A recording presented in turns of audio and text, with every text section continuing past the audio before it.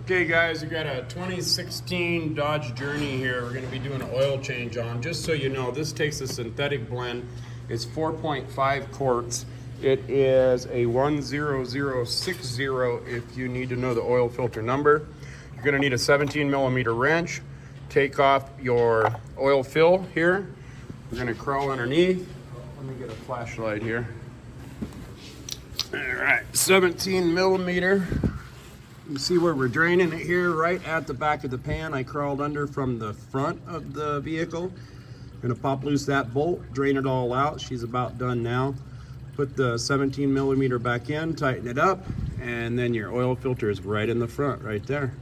And then we're gonna top it back off with the 4.55 quarts of synthetic blend oil change. If you're over 75,000 miles, you wanna use a high mileage oil.